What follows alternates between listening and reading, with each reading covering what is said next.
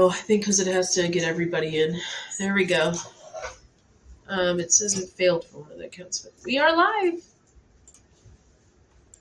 Are we showing up? Yes, I think so. I'm going to double check. Hello, everybody. Welcome. In case we are live officially. Yeah, we are. So we are trying a new platform so that we can reach different social media accounts we have. So it's going to look a little different, but if you can comment that you are watching, that would be phenomenal. So I can see if I can see the comments on the platform, or if I have to individually go to each group. Woo, I thought I missed you. Okay, I don't see it on the platform, so I will have to individually go to each group. But that's okay. So I will just keep right now the Facebook one open. Hello, everyone. Welcome, welcome, welcome. It doesn't show the different platforms. It's not showing it, but it's showing we're on there. Oh, there we go. Okay. On YouTube. So we see YouTube, we don't see Facebook. So I'm going to keep the Facebook open so I can see if I can. That way I can see that until we figure out why it's not working. But hello, everybody. Welcome. We are super excited today. Laura, you kind of want to go over this is more your channel, your type of. Okay, well, welcome everybody here. Excuse me. We're both me and Liz are getting over COVID, by the way, so we might not sound 100% like we usually do. So what I want to talk about, I want to share with you actually how I got into raising private money myself. So the best way to share with you is tell you a little bit my story about that. And for anybody here that don't know, kind of stumbled into this video, I've been in real estate for 36 years this year, 2023. I started back in 1987. And I started raising private money actually in 2001. And the reason I started doing it, well, I started before then getting people to actually partner with me on deals. But let me go back and explain to you what happened. So I'm not going to share my whole story. I'm just going to do the stuff about the money because that's what we're going to talk about this week. So back about the beginning of the 90s, I started what they call nowadays wholesaling, which is flipping contracts. So I started doing that at the beginning of the 90s. By 97, I had a full-fledged wholesaling business. And in the process of building my wholesaling business, I came across people that were my buyers that had funds, that had money available. So I said to them back in 97, I approached a few of them and I said to them, why don't we do something different here? Why don't you partner with me? You know, I can get the properties. Obviously, I've been selling properties to you for years. I find the properties, I supervise the construction, I sell the properties. The only thing you need to do is basically partner with me as far as the monies are concerned. And so I pulled in a few people doing that. This was back in 97. In 2001, I decided I was going to try something to get more money and take it to a different level. So what I did is I say, okay, I worked with a few people. What if I can get more people? So I didn't know a lot of people with money, but I invited whoever I knew. Then I talked to a mortgage company. I talked to a title company, real estate agents that I knew. And I told them, I says, anybody that you know that have funds available, invite them to a meeting. So basically, I started doing word of mouth.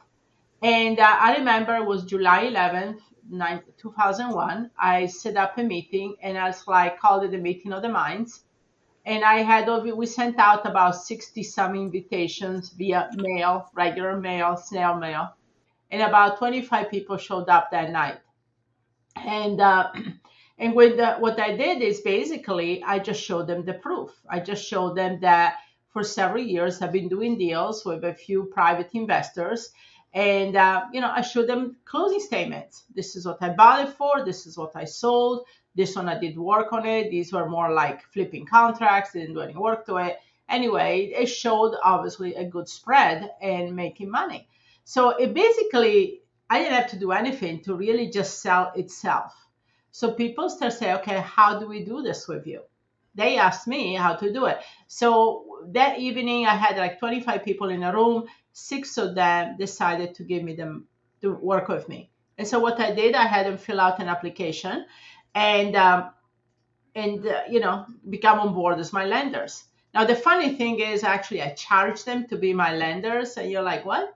What do you mean you charge them to be your lenders? Well, what I did is I said, if you're really serious about it, give me $1,000 to show me that you're serious about this. Because a lot of people say to you, yeah, whatever your deal, I'll give you the money. But we know very well that people are not serious. So I said, you want to be serious about it, we're going to set up a business. You need to fill out an application. There is some paperwork involved. You give me $1,000 to show that you are actually serious, and we're going to go and start doing this. So overnight, I went from doing a few deals here and there to doing several deals at a time. So within a year, we were doing over 20 fix and flips and 12 to 16 wholesale deals a month. Okay. And that was just because I had the private money. Now, we did other things as well. We did new developments. And then when 2007 rolled around, I said to my investors, and this is key here, be very transparent, whoever you work with the money. When 2007 happened, I just told them, I says, you have two options. Either we liquidate and try to get as much as we can. You might not even get the whole original investment back, but at least most of it. Or we're going to move into rentals. And that's so today about 60% wanted to liquidate, and then about 40% decided to move these into rental properties. But there was nothing there where people got upset or got mad or anything like that. It was very, very actually calm in a way of doing that. Now, one of the things I want to say is, and this is what I wanted you to do, the takeaways. I do a lot of podcasts. Okay, I interview other women in the industry that do rentals, fix and flips, Airbnbs. And I can tell you one thing, one common denominator with everybody that wants to take this business to a certain level. You will have to tap into private money. Okay. You're not going to grow just by bank financing or with a regular financing. You're not going to grow like that. You have to tap into private money. This is what is going to take you to get several hundred rentals or Airbnbs or get into developments and that type of thing. So at some point, if you are ambitious and you have certain aspirations for yourself in this business, remember that. Okay. So that's what took my business overnight. So I wanted to share with you some takeaways here from what I just shared with you. Number one, you need to get, and you got the PDF. I think we shared with you a PDF a couple of days ago. So there is an outline in the PDF. Well, let me talk about that PDF because there's some other things in there that you should know. Then the first thing on the PDF is about which strategy to choose. Okay. And that is based on your situation. You have two variables there. Number one, your experience. Do you have any experience or not in the business? Number two is your available funds. Even if you're not going to use your own money, but the lenders are going to look at you different. People are going to look at you different if you have some money in reserve. So there is a way there. There is a chart that shows you how to choose the right strategy. Now, remember what I said. In my situation, I had been wholesaling for a few years before I started approaching people to partner with me, give me the money to do our deals. So, my suggestion is if you have no experience and no money, then maybe you need to consider maybe wholesaling for a few deals. That will build up your resume as a real estate investor. And then you can go ahead and, use this experience and leverage to get private money. So with that said, the number one thing I suggest you do is that you build up some type of experience for real estate. It's going to be so much easier. Even if you know people with money, even if you have family members, friends, co-workers, whatever it is, but to show them that you've done something. And, either you use hard money, institutional private money, meaning like these hard money lenders, or you can use your own line of credit or retirement funds. And if you don't have any availability to any of this, maybe do some wholesale deals. That's what I did. I showed people that I had been doing deals by wholesaling. Okay, so basically, when I approached my buyers and said to them, "You want to become a lender with me?" it was a no-brainer. They already knew I walked the talk, right? So that's the first thing. Build up some type of credibility, experience, maybe wholesale that you can show proof and so forth. That's the number one thing. Number two, you have to present it in a way that makes sense for the investor. Because one of the first questions that evening when I did the meeting of the minds meeting was, how is my money protected, right? What if I have to liquidate? What is the return on my investment? So you have to be ready to do some paperwork, and then you formalize it, which is brings, the next fact, you have to formalize this. Remember, I had an application. They had to sign a confidentiality agreement. They had to sign a non-competing agreement. There were certain things that require them in order to make it, because there is a lot of trust. I am sharing with them properties. I'm sharing with them information. I don't necessarily share with them where I got this property from, but there is a lot of that has to be built on trust. So you have some paperwork to solidify your relationship with them, which brings me to the third thing, is that you have to have total transparency. Okay, so one of the things is I send a proposal at the beginning of before I need for any deals. And I say, okay, this is how much money I need to buy the property. This is how much money to fix it up. This is the potential profit. I'm not sure 100% of potential profit, but I estimate with that. And you're going to get a percentage of that profit. That's what I tell them. And it's upfront. And one of the things I want to say is that I never change that. So at the end of the day, if the profit is less than what I thought, if the expenses come out more as far as a fix and flip, I stick with that. I don't care if I have to take the money out of another building or property, which, by the way, once you start doing several property at the same time, you kind of leverage some of that. Some property you're going to come out way ahead. Some of them you might break a little more than even. But at the end of the day, you're looking at the business as a whole.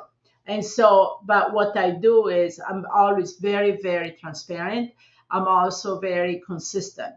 If I tell them the proposal, this is what I need and this is what they're going to get, I stick with that. So I prefer to under promise and over deliver, right? You always want to do that.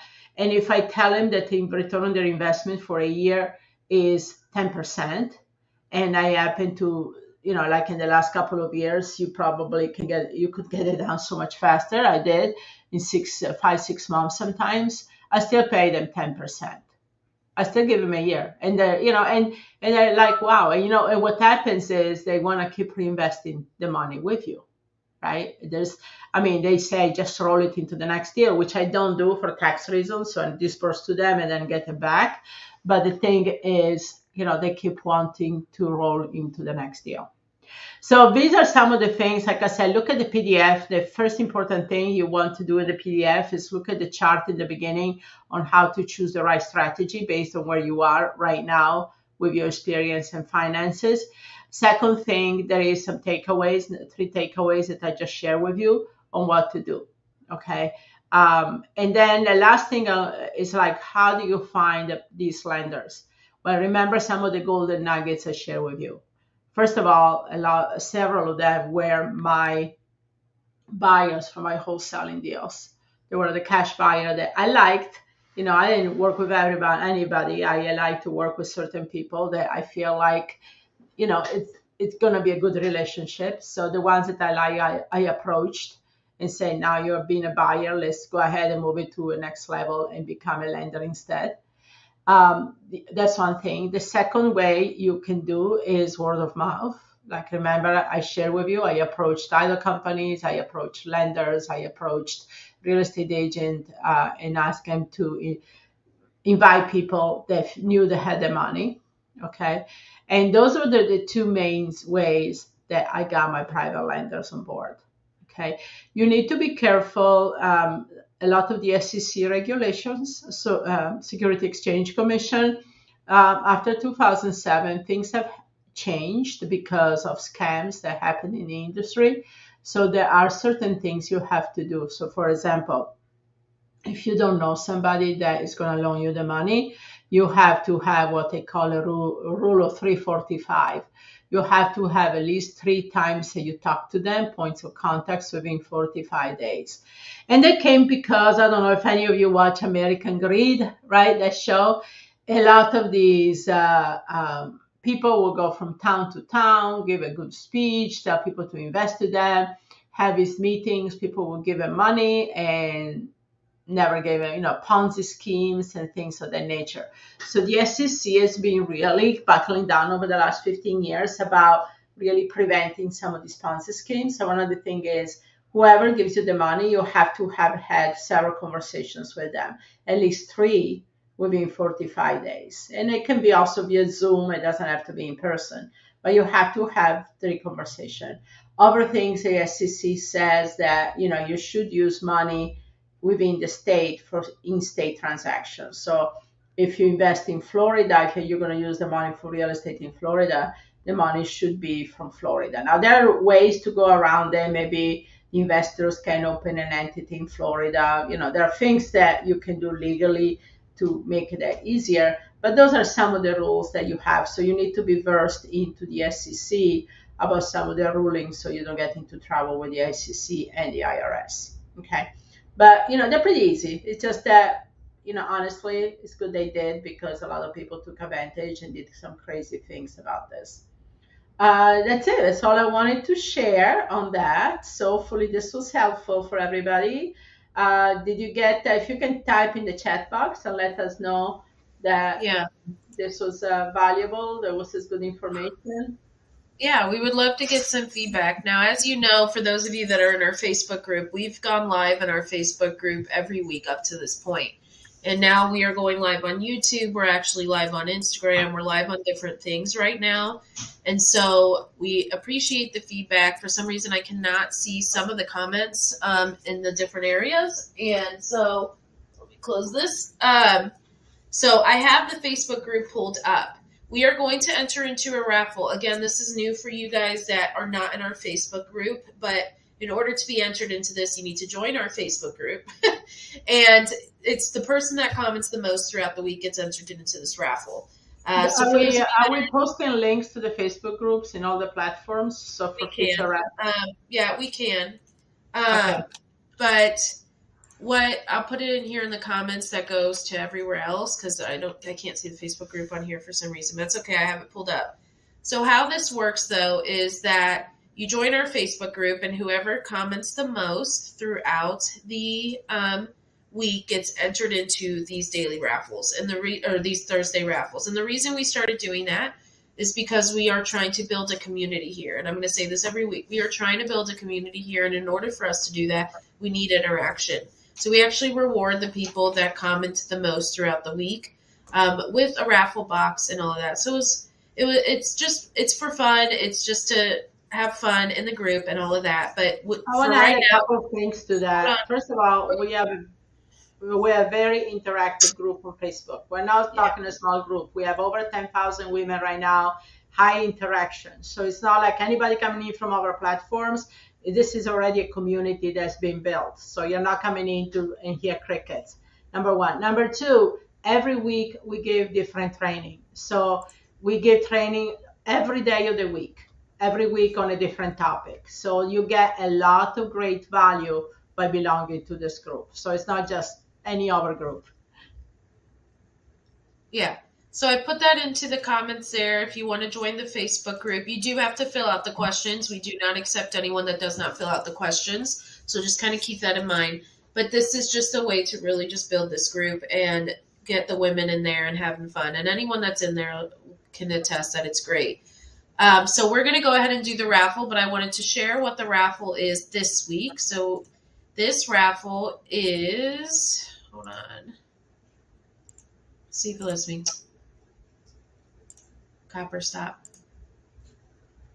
Okay. Copper is our dog, by the way. Yes, he does this incessant licking, and it drives me nuts. So you'll hear me randomly tell him to stop. Okay, let's see. It's not working for some reason. Here we go.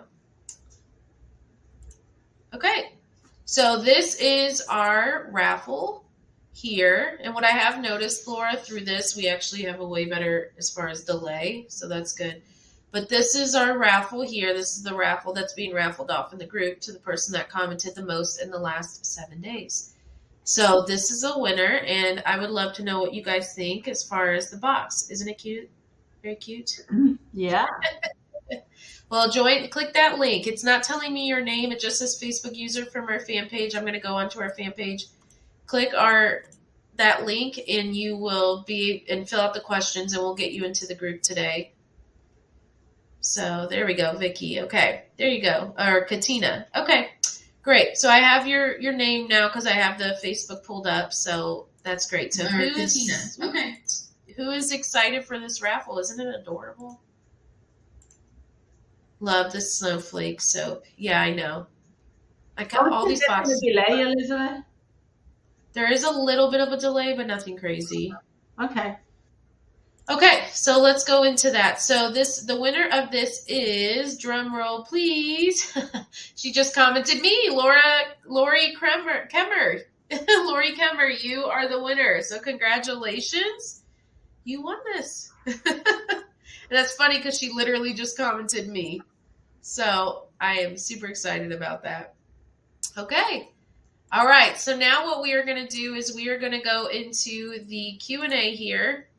Laura, since I'm kind of running all of these, I'm going to pull them up. So what we will do is starting from now, this is our Ask Us Anything. We allow one question per person. Okay? So one question per person. You can start asking now, and we will go through that. Well, we're waiting for the questions to come in. Do you want to say something about the retreat that we have coming up? Yeah, let's talk about it because we are selling out. We are starting to get to the final ticket amounts. Yeah, we have a retreat coming up on January 21st and 22nd. And it's a 2-day event. This is like retreat because honestly it's 12 hours each day, guys. So Saturday and Sunday we have networking on Friday evening, so you get to know everybody, the coaches and everybody else in the group. So this is a lot of information. So if you go to the link, and Liz, I don't know if you can post a link, but if you go to the link, you get more information about what the retreat is about. Scroll about the middle of the page, scroll down, and there is the agenda for all 3 days. So there is the breakdown. This retreat is designed for anybody interested from rentals, long-term, short-term, wholesaling, private money, fix and flips. There is a ton of training and information and very interactive, meaning we do a lot of the implementation. Go to the page, click on the video at the top, and you see what it looks like on a community level. We have a bus tour. Actually, I think we have only one ticket left, if that, for the bus tour. So we have a lot going on for that weekend. So make sure you go there. And it says 3 tickets bus tour, but that is before we had 2 sales last night. So I think we just have 1 right now. But so if you're interested in the VIP tour with the bus, make sure you purchase that today. We have a group rate for the hotel, but you have to book by today. Okay. So as soon as you you buy into the retreat, you're going to get an email with a link. Do it today, guys. It's the last day we can offer the book rate, the group rate for the hotel. It's not our choice. It's the hotel that gave us that deadline. So, so there's a lot of things. So it's great. These retreats are great. They're big enough to have a lot of interactions, but small enough where you're not just a number. So usually there are anywhere from 70 to 100 women. That's what we have so far. And like I said, we try to keep them not too big because we want to know everybody personally. So you get to sit down with us personally, me, Liz, and also the other coaches, and learn the strategy of your choice. So it's a lot of fun. Awesome. Let's go into questions. I am going to start with, okay, let me go to the Facebook page. This is Chastity. So I'm going to see if this works. There we go. Isn't that so cool? Oh, okay. My gosh. Yeah. So how did that happen? We're easily amused. I can add them to the banner. So this is Chastity. She is asking her question, which is, do you use different LLCs for each project? That's a very good question. So it depends if you want to Okay, so the SEC, the Security Exchange Commission, it gives some leeway. Okay, you can do it two different ways.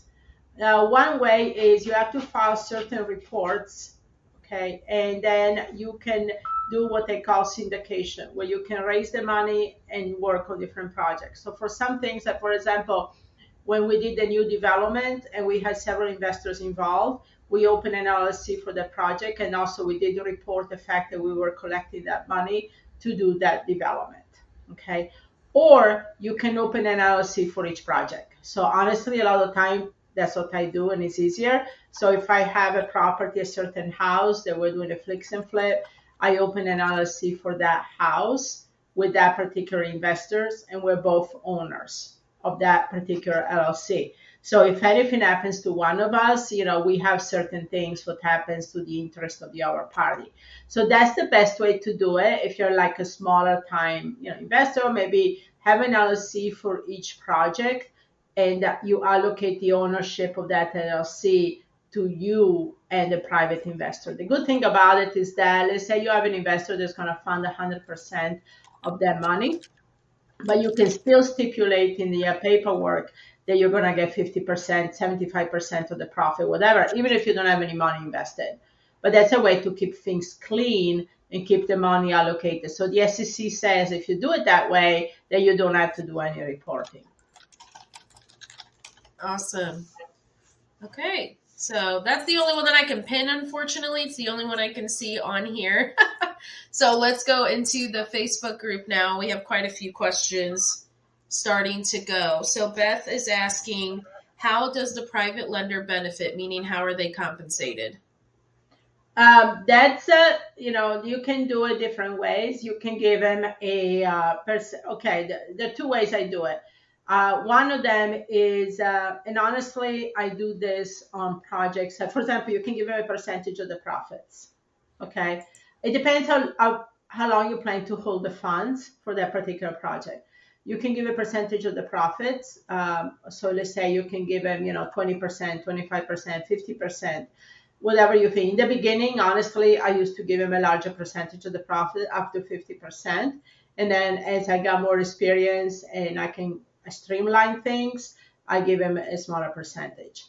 Or you can give him a return on their investment. Okay, so let's say you give him 10% annualized return. So if I loan you $100,000 on a project and you say, within a year, I'll give you your $100,000 back plus 10%, which is another $10,000. If you are doing projects that are longer in term, like rental properties, then you can give them like basically a payment, like you would do, every quarter or every month, you give a payment to them like you would do on a mortgage, right? So maybe you give them a 7-8% on top of, so let's say if you borrow $100,000 and you give them $7,000, 7%, $7,000 a year return on their investment. So every month will be 7,000 divided by 12, right? So you give them a payment, interest only. That's what I do. I don't amortize the principal. I do the interest, and then the principal is going to give them at the end. So one of the things I do is you can give them a monthly payment, interest only, and then you can have an agreement that at the end, if you sell the deal, 3, 5 years, whatever, you're also going to give them a percentage of the profit. So you can structure different things, and that's up for the negotiation. But that's some ideas on how I compensate the investors. Great. Next question is, how do you filter real cash buyers? Lisa, you want to answer this one because you're dealing more with the I'll cash give you buyer? a general overview just to be fair to my students. I cannot just answer this in full because that would not be fair to them. They pay for that. But how do I filter them is I just ask them questions and if they've closed before and where they have closed. Okay, so you can tell if they're legit when you get on the phone with them. You need to be direct with them. You need to get on the phone. Don't go the lazy route of trying to email them unless that's all they give you to begin with. Then you want to get on and have a real conversation and have a personal feel for it with them.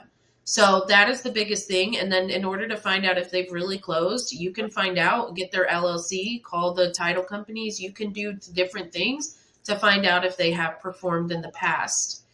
How many years of experience and how much credibility do you have to have before looking for private money?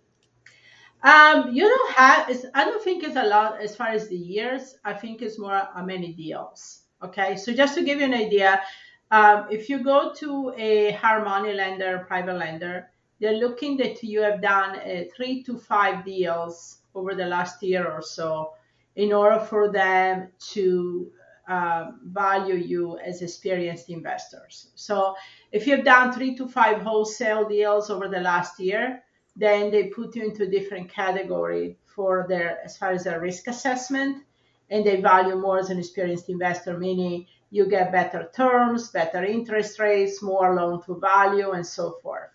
So with that said, I would say that I would rule of thumb 3 to 5 deals over the last year will give you enough credibility and confidence for a lender to look at you and say. Now, some lenders might do it after you've done 1 or 2 deals, but even family members or friends, you just want to show them something, right? So you say, hey, I've done these deals, I've used our money. And that's what I did. I told my buyers, I've done some deals, I used our money. I just really don't like to use our money because they were taking too much of my profits.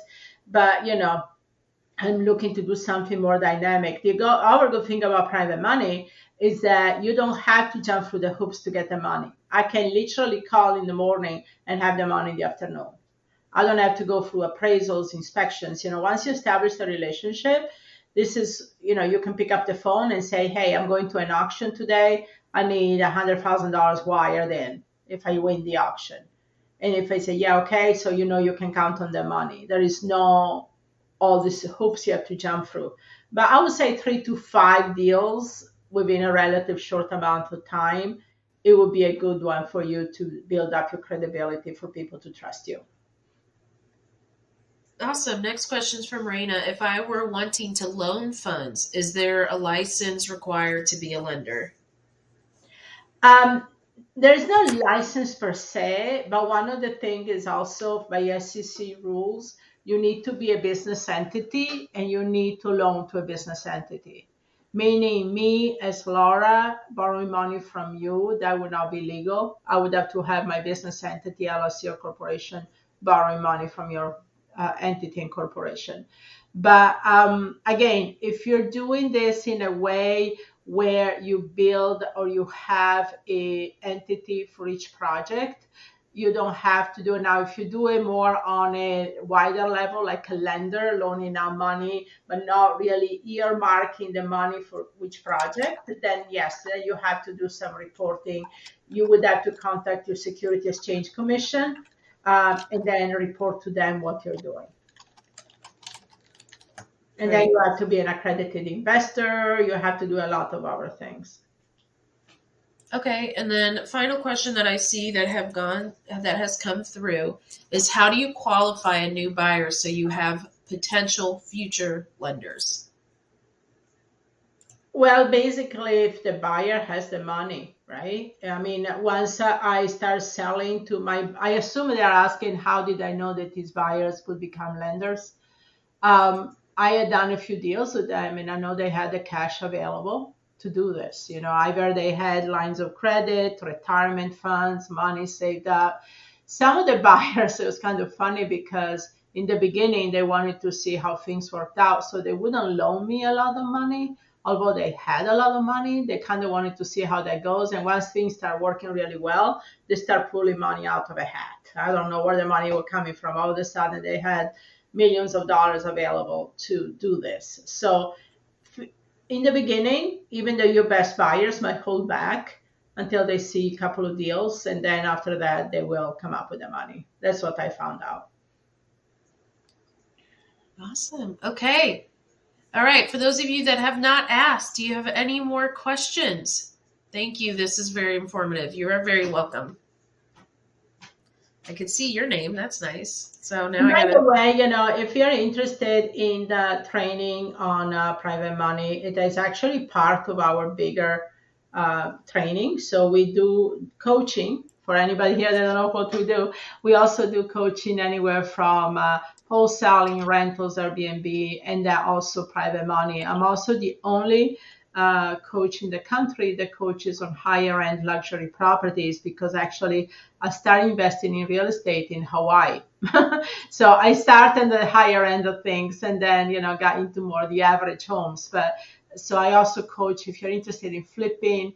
And also I have a student, for example, he does rehab on luxury properties in Miami and using private money. So that's also something that we do. So just want to let you know we have a lot of information out there. And if you do come to the retreat on January 21st and 22nd near Fort Lauderdale in Hollywood, Florida, it's right on the beach, guys, in the middle of January. Cannot get any better. We can definitely, I tailor a lot about what the audience wants to know. Yeah, and one thing I want to say about the retreat is you are going to see stumbling out here in the next couple of days. We had our coaches send us videos of what they do, the coaches that are going to be also at the retreat. These coaches are not actual coaches. One just became one. He just launched his own course, but he only works with advanced people in the field. So we're very blessed that he's going to come and work with a lot of us that are new at this retreat. But you're going to see videos kind of rolling out that have with the coaches that are going to be at this retreat sharing their knowledge. These are active investors. These are people that walk the talk. Like Laura and I, we actively invest. And so if you have not signed up for the retreat, I'm honestly, and I don't say this to be mean, but I'm wondering if you're serious about getting into real estate. That's how good this retreat's going to be. You are going to get so much information you can walk away doing deals. But if you have not signed up and you're not coming, then I wonder how serious you are. I would have asked for it as a Christmas gift type of thing.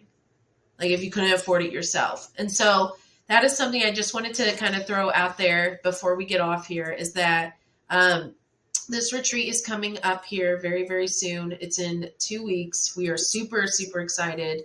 There's a lot of women coming. We have one bus tour ticket left. And that's it. And then after that, we close out. Once we are sold out, we are sold out. So I just wanted to kind of say all that. I'm going to post a link here to that retreat so that you're able to come. I mean, the cheapest ticket is $197. That's very affordable, in my opinion. So try and make it happen if you can. We are going to be closing out soon on that as well. And sorry, we have a spammer commenting on our YouTube, Laura. So I got to go deal with that here in a bit. But yes, so I'm going to get that out. And yeah, I thought this was pretty cool. This is a cool platform. We will figure out the comment sections and stuff soon. But yeah, Laura, anything else you want to say before we jump off? No. And like I said, do download the PDF. I really want you to look at the first page on which strategy to choose. And it will tell you, and you can find out where you are in your journey and if you can jump into private money or if that's a little premature. But don't worry, you can get there soon enough, okay? And for those of you asking about where the PDF is, you have to go to any of our social media accounts, and they'll be on there, or get on our email list. Yeah, the PDF. I really... Great. Well, thanks everybody for being here. I'm hoping to see you at the event here in a couple of weeks. A lot of great information. We're going to share a lot more with you. And also, if you're not part of the Facebook group, make sure you join. So you're going to be part of next week's topic. And so like I said, we have a new training coming up every week on Focus. This week was private money, and we have training going out every day. Sorry, I had to pin that. I thought that was very sweet. Oh, that was good. Thank you. Whoever that is. I don't know who it is. Vicky. I had to go to the other one. It's Vicky. Oh, okay. It's Vicky.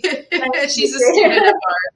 Yeah. Yep. Okay, great. Thanks, everybody. Have a great beginning of the year. And don't let this year go by and don't do anything about it, right? What is the cost of you staying in the same place? Think about that. I want to leave you with that. So take care, and I'll talk to you soon. Talk to you later. Bye.